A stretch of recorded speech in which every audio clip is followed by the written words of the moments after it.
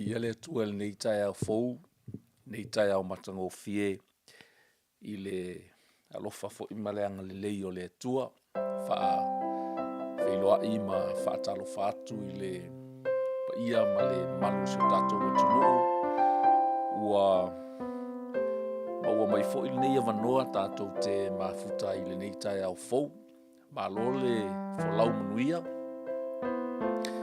malo fo'i le ono sa'i tonu lau fo'i e le o faigofia le savaliga i lenei fo'i ia vaitau o le soifuaga ua tatou iai i le tele o le maumea o lo'o tupu mai e le gata i fa'alavelave fo'i tonu aiga ia o le maitau atu fo'i e isi o tatou atunuu i Samoa ia ai le gata fo'i o le va'aiga lautele i fafo atu o le i lalolagi po o atunuu i fafo e maise lava fo'i lo tatou matamata atu i le nuu paia o le atua ia po o le nuu fo'i o Isaraelu maise fo'i le feagai ai pea ma taua ma fevaevaea'iga ia i lenei fo'i taimi lo'o iai nei ae talitonu o se avanoa lelei fo'i lea tatou te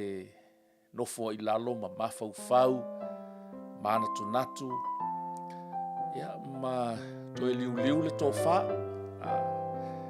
sa'ili le afioga paia le atua tatou tatalo fo'i le atua ina ia fa'ailoa mai fesoasoani mai fo'i e ta'ialaina i tatou i lenei vaitaimi ua tatou iai o le soifuaga i o vaega ia o le soifuaga o lo'o molimau ai le afioga paia le atua e ao ina fa'aea i luga o tatou ulu ma ia tatou mataala ma tatalo mai tau fo'i le fa'agasologa o le soifuaga o lo'o iai ina ia lava tapena i tā'ua lava i tapena lo tā safolau sa mo se ua atunuu pele le gata i le tino i le mafaufau ia a o le ola fa'aleagaga ina ia o'o mai ia mea e tutupu i lenei soifuaga o le alava le mea e o'o mai ia a o iai se tatapenaga tate tali atu ai mea o lo'o tupu ia e maise fo'i le malaga a le maliu ma le oti ia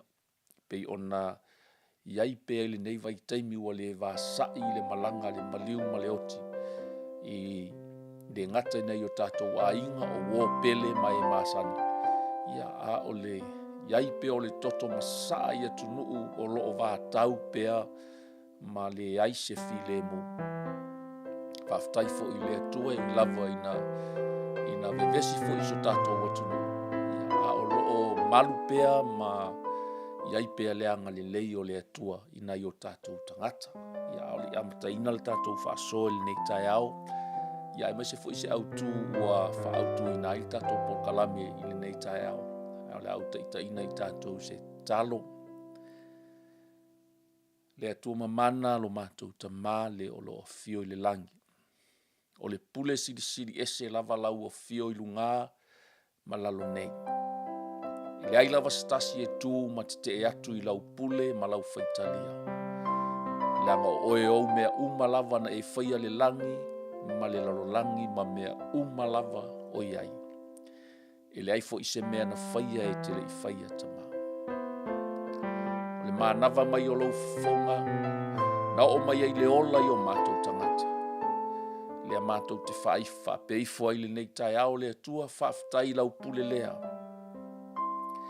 ua se a e aso matou manatu se a e aso matou loto pe ana leo fa'atasi ma le aga lelei ma le alofa o lau ofio pe a fai matou te ala fa'i mai lenei taeao ua leai se manava na ia i matou le mea lea matou te fa'apeifo ai o matou loto lenei taeao matou agagae fa'amanū atu ia i le ali'i aua fo'i na igalo se mea e tasi o ana mea alofa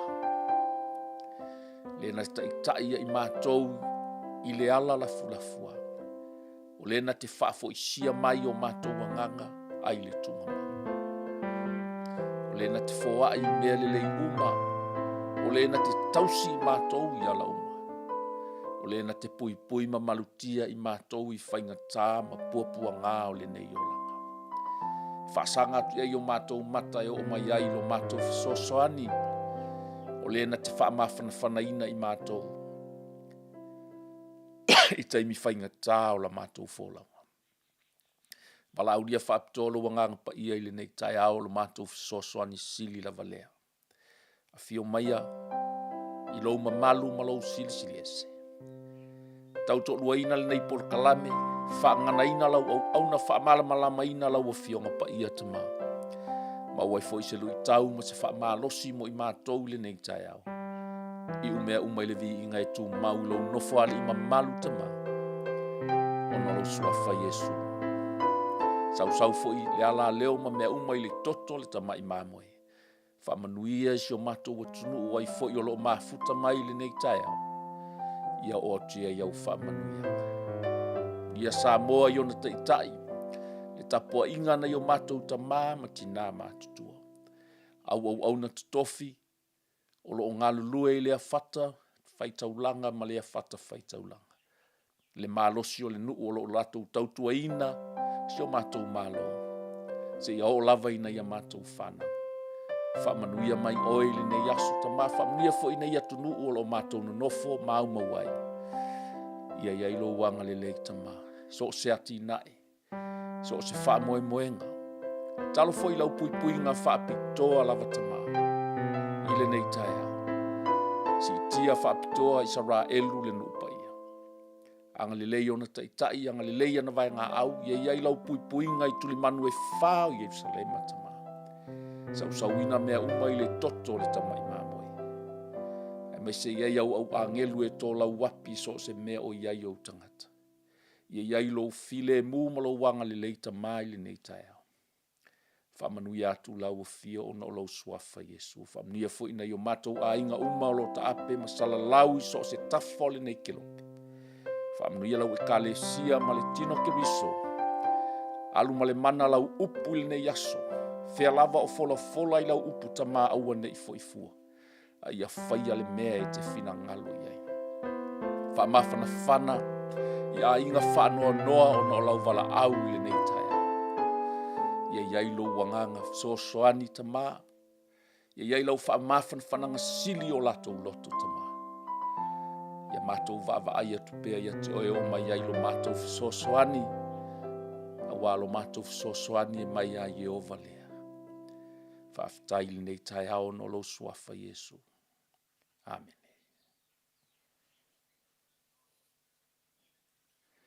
Ia, toe whaafeloa i ma whaatalo whaatu ma whaamalo atu le wholau o i lava le ua mafuta mai le nei tai ao ia o te whaafeloa i ma whaatalo whaatu le suafa manu malo Yesu Keriso. Ia, ne i siringia fo i pole ale na ta ua tuina atu i lungo le tatou screen, ia. Vea fo i nei taimi whaapitoa le tatou por kalame, ia e toe mori atu ai, ia lo whaanga fo i, whaamawhananga fo i le ainga whanoa noa o na o le tuuai fo i o le malo, e le sunga i whawhenga inga po le au na le tua, ia le sunga ia a whamulitalo. Sa mai mo atu ana po ia a o whaatino ina foi ia le sauninga whale ainga. Ia, la ngona lava le anganga fia e o i lava ina misia foi mafutanga ma le nei uso. Ia a o i e iloa i foi ia lau au nanga foi ma sau tautua i le ngata i le ainga. Ia a o le malo le atua ma le wala au fo ia le atua ia i o tau so i fua fo i maso tātou wola. Amen. Ia ona o le tātou au tu o lo whaua wina pēr le taua wha le anganga ma le mana o lo i le upua le atua. Ia e mawhai fo i ona wha pēr i fo o le nei tangata sa ia tau fo i le taua le lei. Ia ua umalana tau sinionga ua wha pale ina fo i o ia e le atua. E tele i o ni vaenga le lei vaenga tā ua leo langa o le nei fo i au auna. Sa lu i tau i nai fo i lo tangata pei fo i ona o mori mau ai I le vai aso na te nei por kalame. Ona o stasi fo I le ngata o ia sa whamalo si au mai fo I ma taita ina lo o langa I le ali. Ia o se tasi fo I sa whapena ona tu malosi I lana talo ia ma le sitia ina fo I o lo mai sa whapena ona o paralyze I ma o le mawhai ai ona o sa vali. Ia tasi le atoa manu sa tu lai mai le taimi ia masau ta talo ma tau mawhai whamalo si au mai. Te manatua stasi o tai au, stasi o aso nā latu ai. Ia latu fo I ua wa o lava fo I sa I linga si o tamā I fo Samoa. Fo I e whao ngā ia me o laula au. Ia latu la awha ua matua I penua so lo tino I le fo lea na avatu si o tamā. Tau whaila fo si o tamā I awala umai po le ala vale mea sa e o ia ilona malosi e tau mawhai e se tonga fiti ina ia mawhai e ona o toi tu I lunga ma o sa vale. Ia ua o la vala na sa I linga I fo whaapea. Po o se fo wha Samoa, po o se fo wha taula I tu po le ala. O nei le I telefo I so malamala maangal nā taimi. Ia. Ai o otula afa. O lo o iai lea fifi nā mo laula au. O vai ale fine sa anga ia tuma fo ia. O lo leanga o molo utino I mei o laula au. Alu atua afa fai mai lantala ia tau. Ave ese umana mea. Aua e te tali tonu I nā mea. O le wasi I oilu mo le atu. Teilo o le asoal na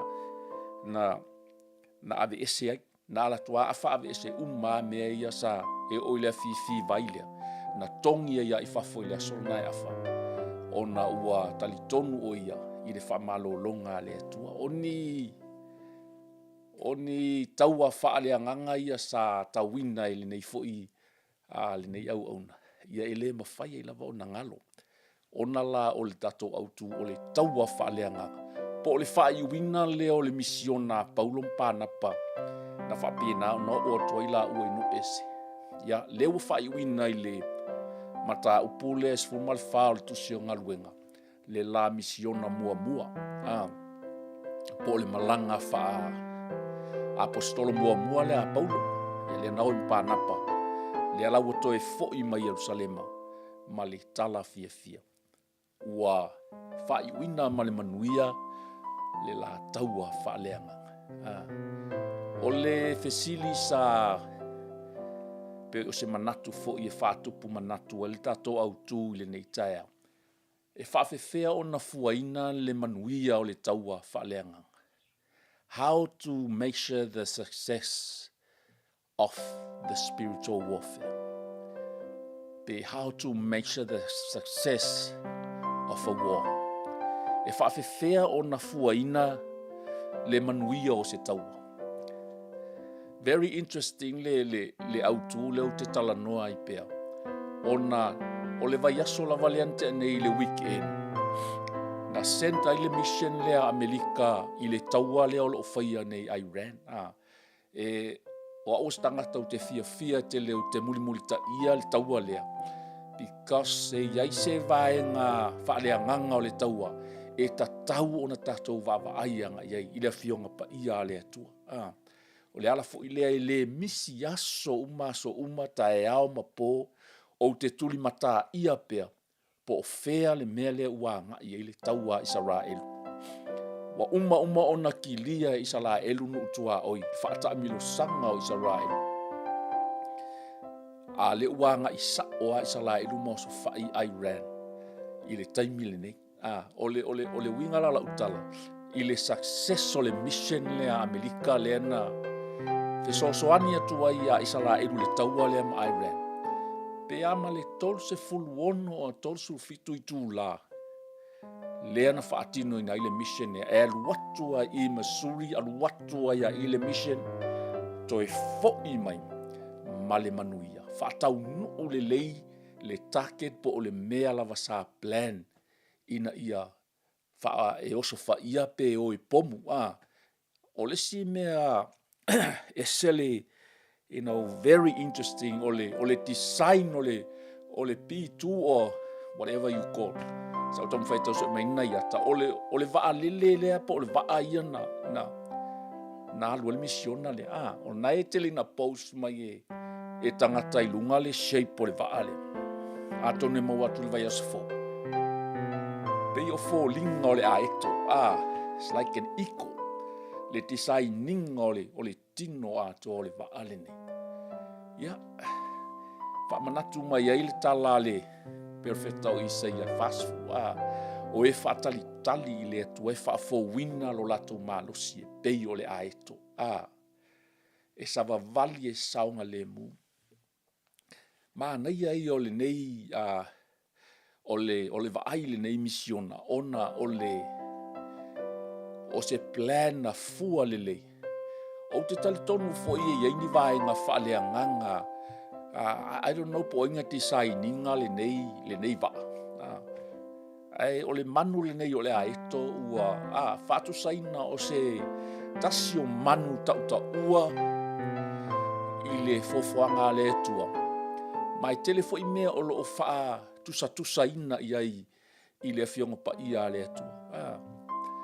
O le vaa lea na design i sala e Amerika ma alu ele misiona le mission i le weekend.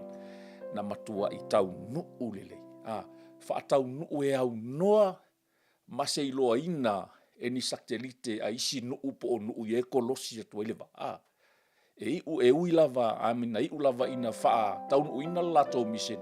To e fo i mai to e lean i Missouri ma le manuia. E le ai ma se mea na fai. E fa pe na fo i la se la ngona i le tala le la tatua nga i ei.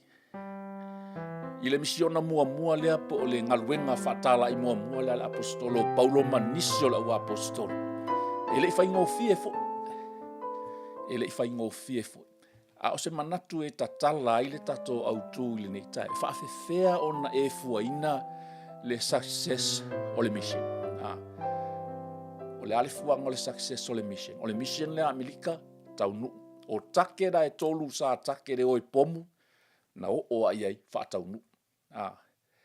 Ai i le vaai i le ina ua fo'i mai ia Pauloma Panapa. Na la i le la atu i lunga le tatou. E se vaenga ona o le na whaai ul tatou por kalamel vai a sonte anei. Ina ua uma ona whaatino ina fo'i nisi o vā venga na whaali i le mana o le atua ia Pauloma Panapa. Ia ona watu leo tangata fo'i le pe ua whaavi ma, watu fo'i ia me alofa ma, ai o ile na watu na whaai uanga le tatou por kalame. Ona o le tala Paulona na whape atu ia i lato. Le olo maua i le whai upule sfulma lima. O le tatou te whaau au le tusi lava leo ngaluenga sumal wha. O le whai upula sfulma lima lea e. Fia so el tatou tusi nita iau. Ia a maufu iso wawanoa ia. Maana ia la fo ile sila el tatou tusi whai tauli na. Ngaluenga sumal wha. Ia le la whauawina mai le whai upe suma le lima. Ia o tala ia o te mna e toe paila i titila vai ai. Ona o le ena ia AVC ai fo ia le lou tilo i le tangata. Po lou va ai fo i po ai lava e avatua se fe au wha amalosi. Ia e te sila lava oi le upo le atua. Pio sia oa onga lea o lo o taum fai fo i la apostolo Paulo e momoli mai ia o le atu i natu i lungo le tatou screen. Wa mai le tala le apostolo ua whape atu ali ie. Se ale mea outou fai ai nā mea o tangata lava i mā ua nei e tutusa ma outou. Ua mā fola atu le tala le leia te outou. Ia outou la foa i nei mea le aonga. maliliu mai i le atua soifua, o le na whaia le langi, ma le langi, ma le sami, ma mea umalava o iai. Sorry, we'll whaia si malulu. Wakau ke kele leo le malulu, but anyway. O le tala lea Paulo na whai atu i tangata fo i lea fo i vaenga o la misiona. Ina wa uma ona whaatino ina la ual wha malolo ina o se tasi sa wha nau mai lava e le mawhai ona savani. Pe nga ngase a to fo i ona tino. Ona whai ai lea lea tua le va venga e alai so i fua nei fo i au apostolo. Ia le pe ua ngai mai ai tangata mawhape mai. Pe ua o mai lea tua, pe ua liu tino tangata lea tua. O tua inga whamatalanga fo i e whaavi ai pe e si itia i lunga le tangata. Ia o lea lai mafua i le tala lea Paulo whape atu i. Se ale mea utou whai ai nā mea. Ia o se o onga tā ua fo i lea lava e moni mau i fo i le whionga pa i ale atu. Uman tatou whai e se ngaruenga. O na tatou whape i fo lea. O i tatou lava o ni au na lea o ngā. Mai la ia. O tangata lava i maa ua nei e tutusa le lei ma outou. Ua maa fola atu le tala le lei i ate outou. O le mea tā ua lava i le fe au na ave whamai ia outou la foa i nei mea le au ngā. O le mali liu mai i le atua soifua. O le ana whaia le langi, ma le lalo langi. Ma le sami, ma mea lava o iai.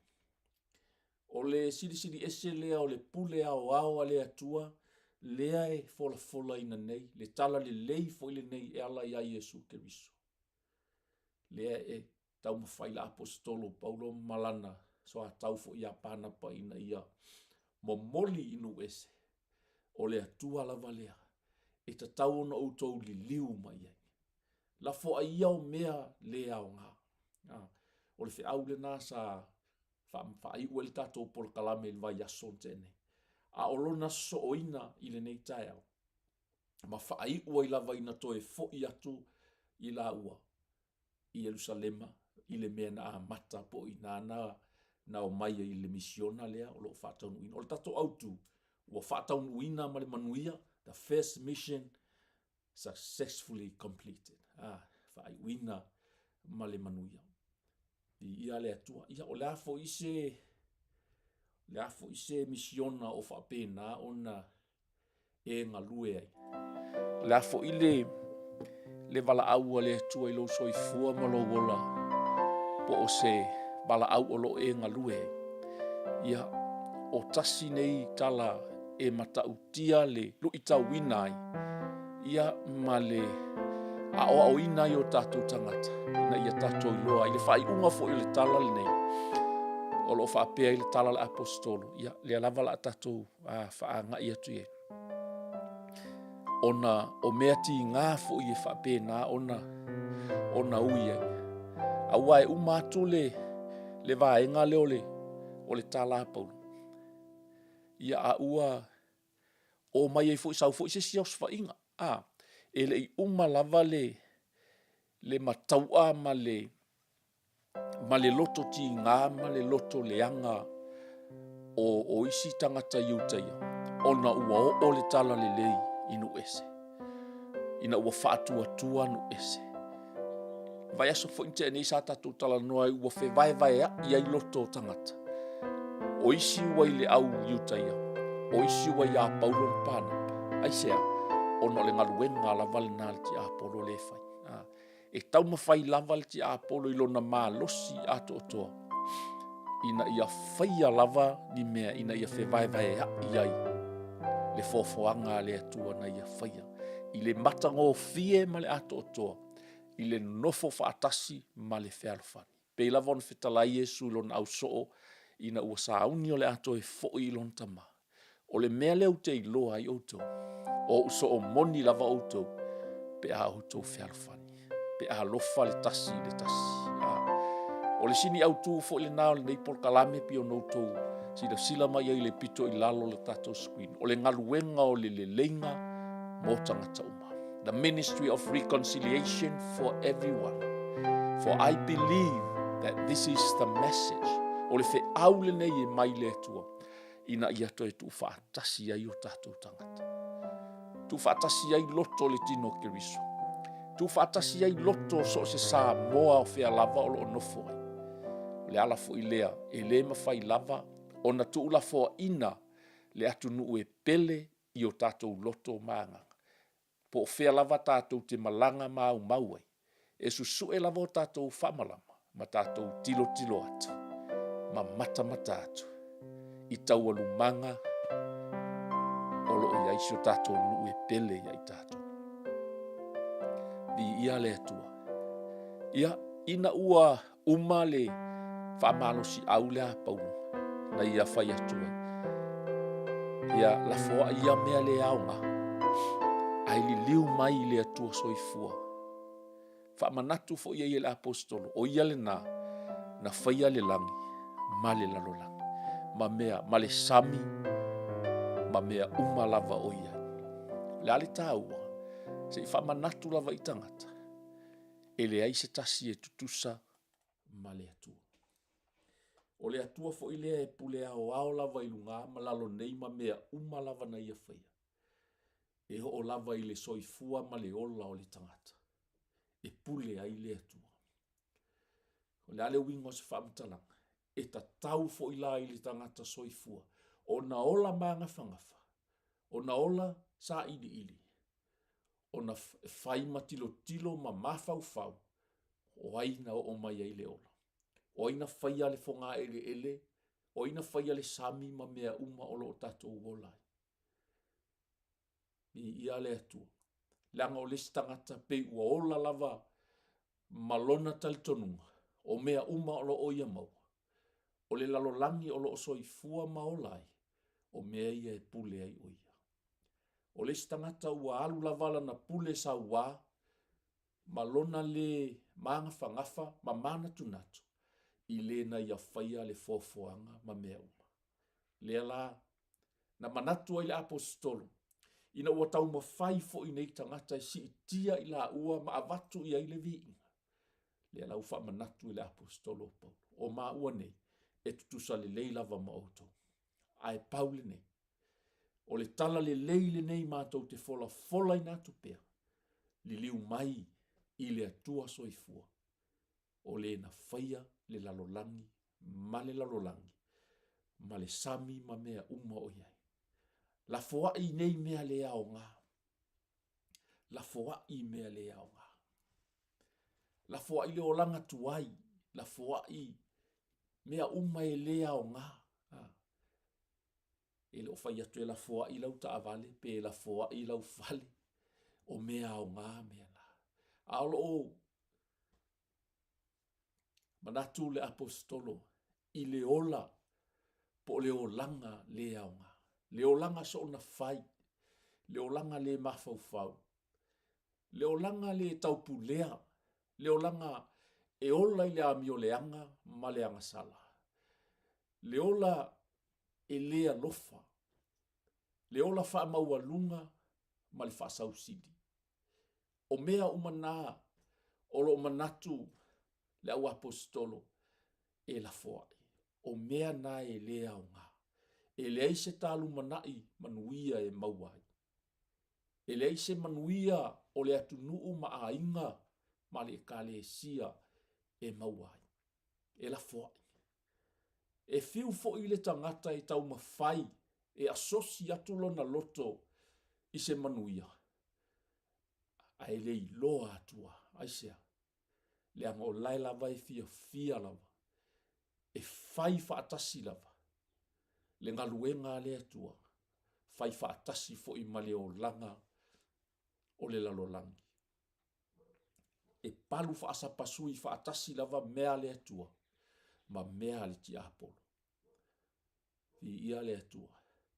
Ai, la foai ai tatou li liu i le atua. Amen. O lou li liu i le atua. O le tu inatu leo lou whaalangolango manga ma lou whaatua tuanga i le atua. O lou whaamoe moe i le atua. I so se mea e te mana o mea.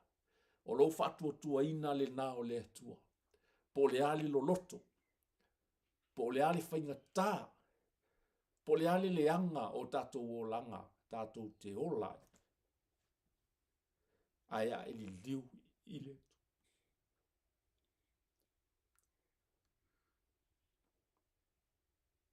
Aia e sala mō ma e li liu i le atua. E te ola. E alofa le atua. E wha mahoni le atua. E wha vavau lava lo na alofa. Tātou li liu i le atua. O le tali foi.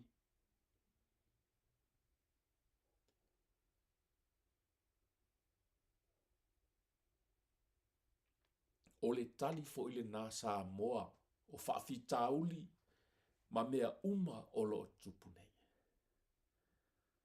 Wai maitau atu. Pei ua. Le eise Samoa e tasi. Ai pei ua. Fai lava le mea e loto i le tangata. Wasa ili lava le manatu o le tangata. Ma le mea e manuia ai le tangata. Ua le aise loto whaatasi. E tā pena aise whaamoe moe tasi. Ua pio na moli maule fionga pa ia le atua. United we stand. Divided we fall. Ua ile ngalue mai tua e whaavevesi ma whaamalepe o le ti apolo. O le tangata lavaia e tū mau pea le talitonunga o le tātou polkalame. O le palea lii o ngaluenga. Ngaluenga mamana a le atua. O oe mau, o fita fita o le taua a le atua. O le atua, o lo tātou malua papaia. O lo tātou olo maualunga. O lo tātou whaalangolango manga o ia. Tātou te maluai. O ia, na te tauina le taua mo i tātou. Sa batu se manatu, po se fesili e whaatupu manatu le tātou au tū i le nei aso. How to measure the success of a war. Whaafewhea o na fuaina le manuia o le taua. Ia o le la tātou whai tauina. O le to e tuina atu i lunga. Se vaenga ina ua taunuu ia Pauloma pana pau toe foi. Ona la whaapoto ina lea le latu atu il tātou tusi muli lea po le vaenga muli lea o le mata upu e suma le wha. Ona fōlau atu ai lea o i la ua nai lea mea i ane tioka sa la o atu ai. Ina ua tu ina atu ai i la ua i lea lofa tu noa o le atua. Ona o le ngaluenga sa la whaia. Wa ofo i la ua. Ona la whaapoto ina lea o le kalesia. Ma whaamatala ina atu mea uma na whaia e le atua i ate i la ua. Ma lona whaava noa o le whaito toa o le whaatua tua monu ese. Amen. Ia le atua. Tau whaalongolongo tan poi i moli mau o le maliu o le ali ile tu mai lunga le li telele o yo stangata tele. Ina ua ufo ia tu i Amerika Samoa. Ai sau la na sunga le fa mai soli. Sau e tau te ol malanga le to i lau. Sau e ke insingia le va. Nanga le se insingia. Ia walu la alun malanga Paulo Masila ma. O te fia fa matala ona o le loto le ni tangata. Sa ma o onga whaatasi o lana matata sa whai. Ta avela na welo malana whaeltise. Ai sa avela o whainsingia. Tasi tau sanga mate vai ma le usoli. O le malanga la le na luto e la wa ufo ia tui tutui la o te leiloa se wa ave vaa ka malo o fea lua i ka malo le vaa le rima o se whainga malanga e le whaingofie. Na matou sa uni mau te o mai tutuila e utu le waa. O le matua I sou la vale. O le matua I sou la vale samina. Whakaukaia e le sunga e kapkengi ne. I le le maha losi o le matangi e tui mai e le waa. Ae na matou to e fo I lava ma le manuia. Ae na pēl matou waa. E ile taimina pēl matou waa. Ona e le iloa e le sunga le kapkengi.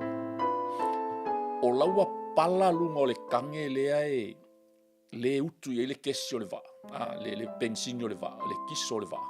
Le na matou mai e utu atu I tutuila. Wa alu mastu lale mangkua le peau wa faki aku maalu ko kongo le kange lea. Ua vaia I lale kiso. Ai whaftai le atua o le na tā pāfo I la usosoani e le kapkengi. Fa mai ele mau te o. Na pele va. Malo u tamo e mai ngai lalo le afio le va. Ua matua I kukumu ma filters I lalo I le sami. Tu sa ua vaia. Ia ona na ola le o le siafi e tau mwhaile tonga fiti le siafi. Ona e lua afio le va ale. Ai whaftai le atua. O le ngaluenga le nā tangata le ina whai. Na matou woito e lau. Nā lo mata lava ai I le taita inga le tangata o le misiona na aveito e lau. Whaafoi le malanga ma le manuia I Samoa. To e foi lau. O umatau pea I le loto le nei tangata.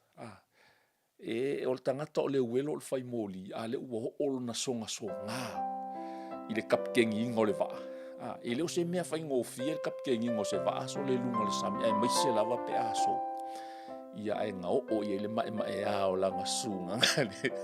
Ia ma ua o se lu I tau fo I lo utangata. U whaalongolongo atu I le whaawawina pe o le mission le asa taita ina e afa o le ole I atu motu o le Pasifika. E mo moli I le tala lelei. Le na o whaalongolongo o tala nofo I se tasi o taitai.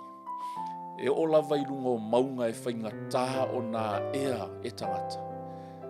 Ai na tau mawhai lava le nei tangata ina ia ho'o iai. Ia ua tali tonu fo ia uia ua complete langa mission. Ua alu fo I male fia. O te tali tonu fo I ua patipatia I le langi. Ua patipatia I le langi.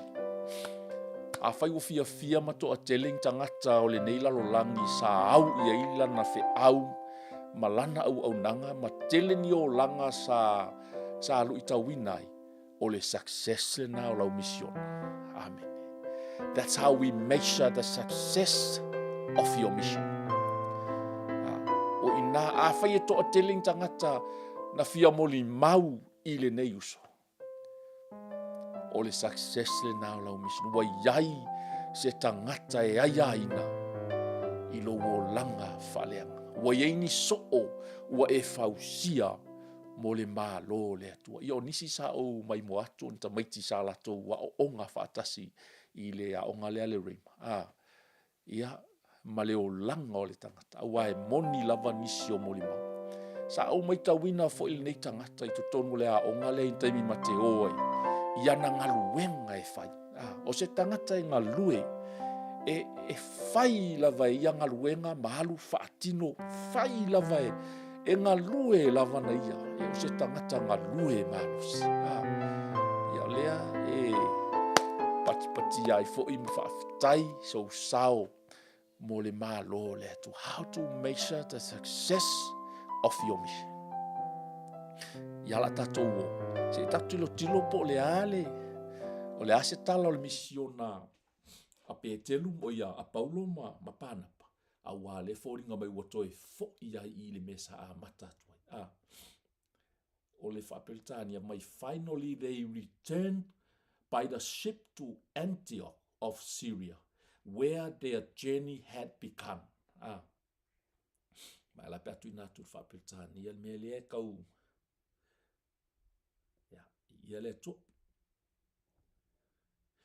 Langa ka kofai kau kul fa sa mo pi kau le Ia le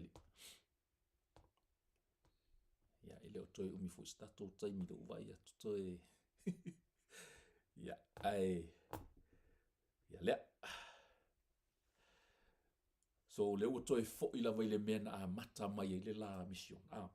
The believers there had entrusted them to the grace of God to do the work they had now completed.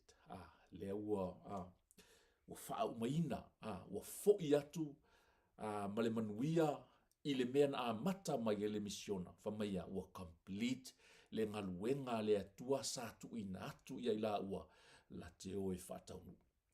Ia, wa o fo i la ua o na la wha poto ina leo le ekalesia, ma wha matala ina atu mea uma na whaia e le atua e ila ua. Ma lona wha noa le whaito toa o le wha tua monu ese. Amen. Whawhewhea o na make sure le success o se mission. Ia lea na o atu lo wa fo i atu ia kololo le meeting. Upon arriving in Antioch, they called the church together and report everything God has done through them and how he had opened the door of faith to the Gentile too. Amen. Te lolo whaitau mai i le misionale awali ia. Na o venga e matautia e te ofoi. O le tatala ina e le atua o whaito toa i su nako ese. E momoli ai le fina ngalo o le atua. Ia o le alaua, o le lipoti. Pei foi ono whai atu i moli mau fo i o le au no le moli mau o awhasa au whalongolongo ko ianga po. O moli mau umai a tangata i le whaonga ina e le atua o le nei tangata. Whawhewhea o na measure le success o le mission au le alaua mai whamaia. Ua whamatala i na atu mea umana whaia e le atua e alatu i ate ila ua. They called the church together and reported everything God had done through them. O mea umana whaia e le atua e whaonga i ila ua. O le ki a toa le o le misiona po le success o le missionea langana o ma le atua. Langana o ma le atua. Le ala le nai le whai unga le na whai ua le tatou por kalame le vai asonte ane i lento e tau mo whai avatu. Ina ua avatu le whai ea anu ese matangata ia Paulo mapanapa. Le whamai leo Paulo, le ai. O maa ua e tutusa le lei maotou. E tutusa le lei a maotou. Paule nei. O te manao ina ia la foa i mea le aunga. Ai li liu mai i le atua. Le alai mauti noa i. O le success o le mission lea. Ai sea. Na o ma le atua. O mea fo ina mawhai o a whai ngata. O a sauanga. O a upuleanga. O le ale fetongi maa wa o le tala lea. Le whai unga na fetongi ai maa. Whamai tala tangata whaapea a feoti ai. Whaapea a feoti ai. Aia, langa leana o male atua. Ale whaalongo lilipoti. Mea God had done through them. Male mea luna lua. How God opened the door of faith to the Gentile. Amen. Po le afo ile mana ia male mata utia o le tapenanga o se misiona. Ai ale ai se whaito to ai matala mai. Ele iloa po fea mea land ia ile misiona. Amen. Ai whaafetai. Sa ta i mua le atua. Sa avea le atua mata i tai o le misiona le nei. O le ala le nana whai ngō fia i foi. O na matala mai whaitoa. Le alava na matala i na ho o ai no ese. Ua whaatua tua i manu ese. I le tala le lei. Ona o le atua. O le ala fo le nafa mai ei Paulo. Li leo mai le atua o ia na whaia le langi, ma le lalo langi, ma le sami ma mea o iai. A whai o le atua le nā o le tau tai le fō launga le nei. O le tau tai o le whaavae e le atu nuu le nei o Samoa. O le atua fo le nā. E tali mai. I mana onga, ma mea e le leia i Samoa mo tai au. Amen. O le atua fo le nā a li liu i ai Samoa, ma wala au i ai Samoa, i le taimi le nei, o le mau tonu o Samoa. o le atua le nālanga o ia na whaia le langi. O ia na whaia le lalo langi le tātou te wheoa iai.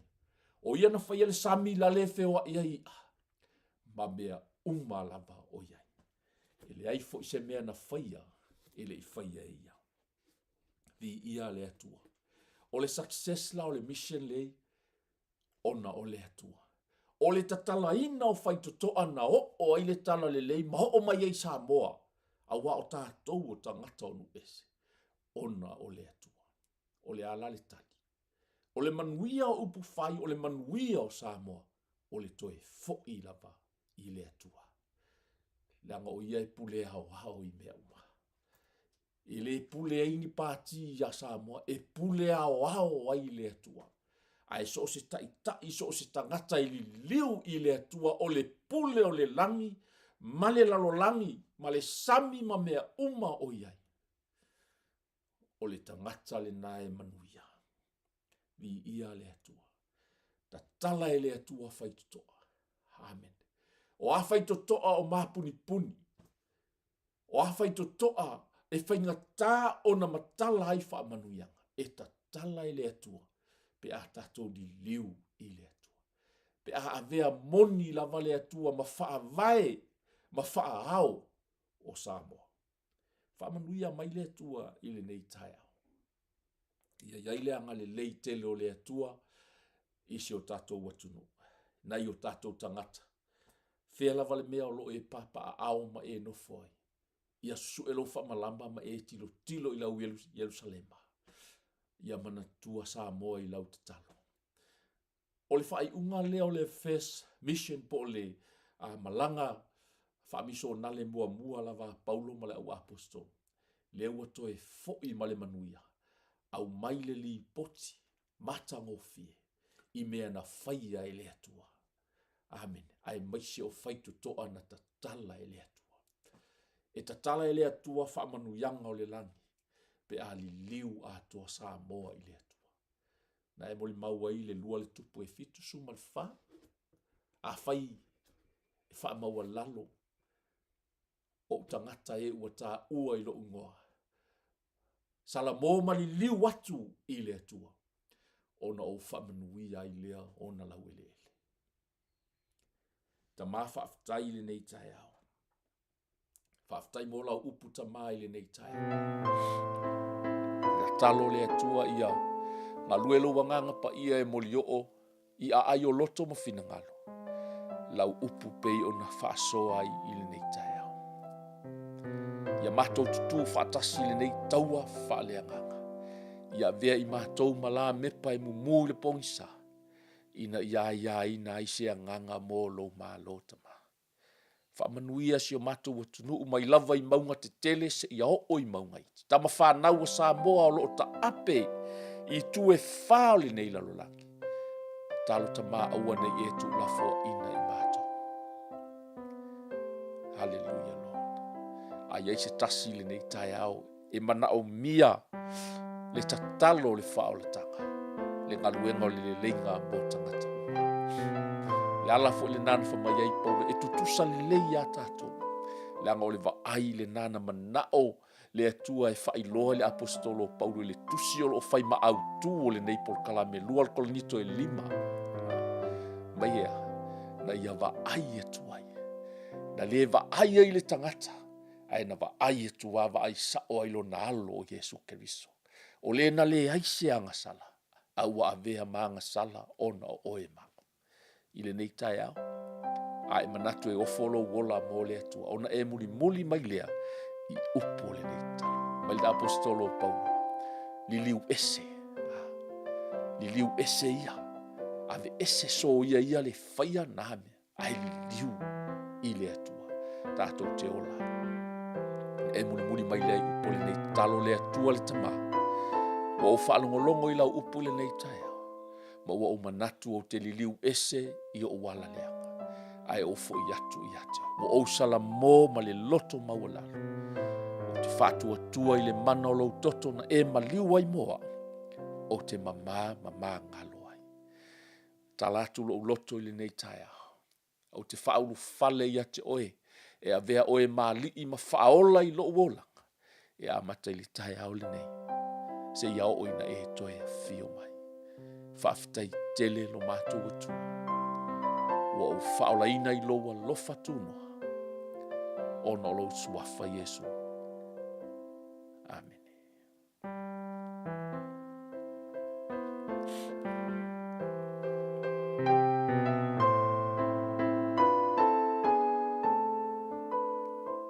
Ia, o se whaupoponga lana o tātou polkalame i le neifo i aso matango fie. Ia, tātou talava i le atua. O a foi mele o mawhai o nā tō i se whamtalanga. Ia o le anganga lava o le atua i whalau tele, whamalamalama atili lana upu.